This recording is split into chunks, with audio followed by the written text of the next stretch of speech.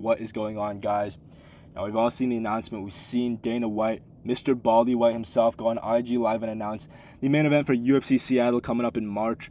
It's going to be Adesanya versus Pyfer. And yeah, I'm just here to give my immediate reaction and breakdown and prediction for this fight. I will be talking about it more as we get closer to the event and as, more fights start to trickle into this card. But yeah, I'm just here to give my immediate reaction, guys. So let's just get into it. At first, I was kind of worried for Izzy. When I first saw the fight announced, I saw a bunch of comments talking about, oh yeah, finally Izzy can get his first win in, 3 years.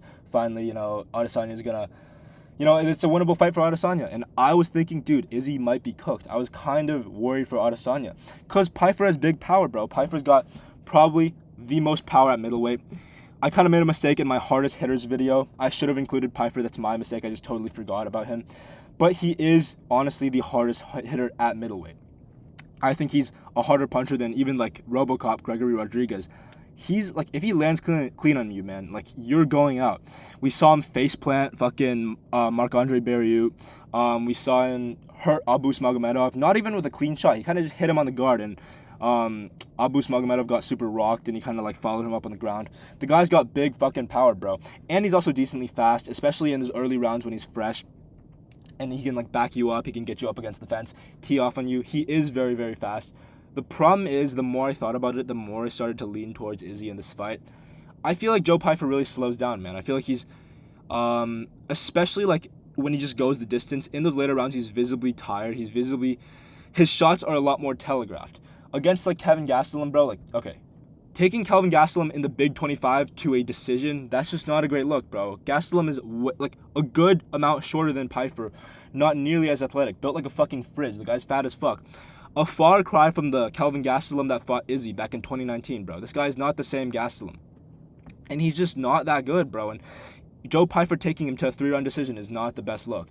And then, we saw, obviously, he got kind of schooled a little bit by Jack Hermanson in those later rounds of their fight. That's how Jack Hermanson was able to kind of steal the later rounds. Joe Pyfer really just slowed down, and he kind of just accepted, entering into range and entering the pocket with these 1-2s, just throwing a big overhand left once in a while. And that's all he really had for Hermanson. And Hermanson was kind of able to use that and pick apart Pyfer, because Pyfer wasn't really showing him anything else. And I feel in general, Pyfer has a very linear game. He doesn't have a super diverse skill set on the feet. He's a solid wrestler, decent grappler, and he's a decent striker with big power.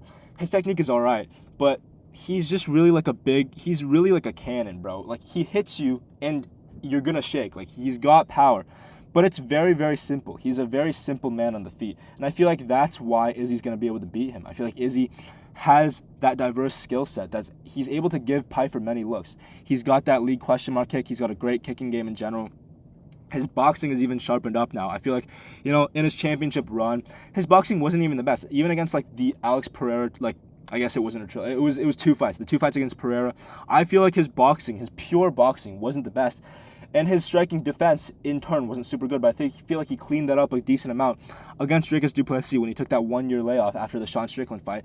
His boxing in the DDP fight did look good, man. I will say that he was doing a lot of great body work that we just didn't see before, which I think did take a good toll on Dricus du Plessis' gas tank in those later rounds. I feel the amount of times Israel Adesanya was landing that hook to the body, it did, when Dricus would kind of cover up, he would do those combinations, kind of hit him to the head, go with the uppercut, and then hit him with a good body shot on the end of that combination. And as the longer, lankier guy, he was able to kind of slip out of range for whatever Dricus du Plessis was trying to land back.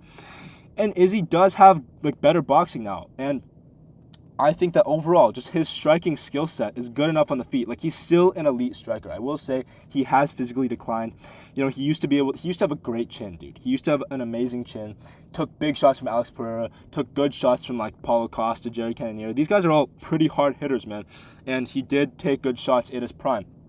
He has lost his ability to take a shot, or to take a big shot at least. His reaction time is a little bit slowed. But I think that still, despite all of these factors going against him, he is still such a high-level striker that I think I just got to pick him against Joe Pyfer. I feel I got to pick him to just win the earlier rounds. I think Pyfer slows down later. And if we're deep into the fight, 4th, 5th round, Pyfer's kind of gassed out. His shots are a lot more telegraphed. I feel Izzy's really going to get reads on him and be able to piece him up. And yeah, it's as simple as that, man. I feel Pyfer, the one thing I do worry about is kind of an early Pyfer KO. I think that early. Izzy is not really the type of guy to be able to stop momentum. Like, if Izzy has some momentum and you catch him with a big shot or something like that, it'll be harder for Izzy to get that momentum back. And if you've built up a lot of momentum, Izzy is not going to really, like, resist in the face of adversity, which is something I've noticed in his previous fights. I just feel like Izzy kind of wilts to, like, pressure. He kind of gets mentally broken a little bit, like he did against Sean Strickland. He got hurt pretty badly in that first round. Didn't really have much success in that first and second round. And after that, he kind of just cruised to a decision, accepted defeat. And if Pyfer can kind of rock him badly early, I can see him getting a finish. I can see him getting a KO finish, similar to kind of how Izzy lost to Imavov. The difference is that Imavov is an elite striker. The guy's got great technical boxing, and he's got, like, these weird types of, like, strikes. I feel like, first of all, he's got very good boxing, great striker, a great jab, decent kicks as well. And I feel like that shovel uppercut that he hits is just something that we don't see much. I feel like he was giving Izzy a decent amount of looks.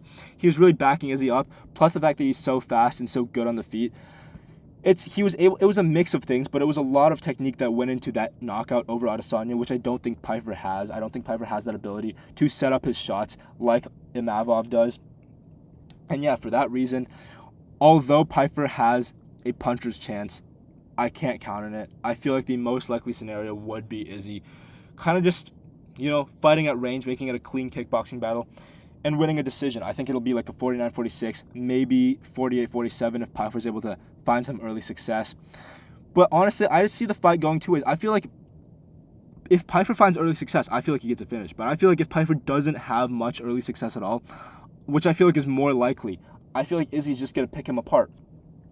And honestly, Izzy, we also got to remember, Izzy is very fast in round one. He's very powerful and quick and a great striker, right? In those first two rounds, he has that ability to get a knockout too. I will say in his previous few fights, he has been nullified a little bit. I kind of trust his ability to get a knockout less now. Izzy did say he wanted to come in as more of like a contender Izzy type of fighter instead of championship Izzy. And we know the difference between those two, right? Championship Izzy was kind of a boring, like, leg kick, jab, merchant. Didn't really do much. Took boring fucking fighters like Marvin Vettori, Jared Cannonier to decisions. Wasn't the best time. Contender Izzy was a beast, right? He was, like, fucking knocking out all these guys. Knocked out Robert Whittaker. Knocked out Derek Brunson. War with Kelvin Gastelum. Stuff like that. I just feel like, honestly, Izzy shouldn't fight like that. If I'm being totally honest, Izzy should kind of fight like a mix. I feel like Izzy should kind of fight like he did against DDP, where he can still find success, but still stay defensively kind of capable. Still make sure to fight at range and stuff. Don't try to go in the pocket and scrap. A lot of like he did against, like, Kelvin Gastelum, like Robert Whittaker, although he did keep it pretty clean against Whittaker. I do think that at the end of the day, Izzy should just keep it rangy and just maybe land more volume than he did in his prime. Go for more finishing shots, but I don't think that he should fight wild or anything. And yeah, man, overall I like the fight. I think that Izzy has a lot of looks that he can show Pyfer, right? He can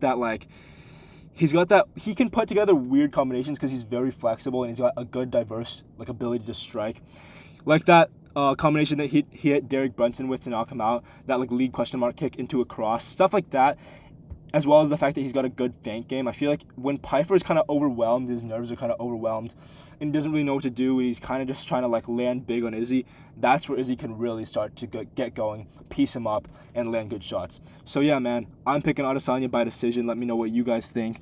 And yeah, let me know what you think of the fight, what you guys want, on this card as well. But I will be talking more about this, again, when we get closer to the fight. Thank you for watching, and I'll see you next time.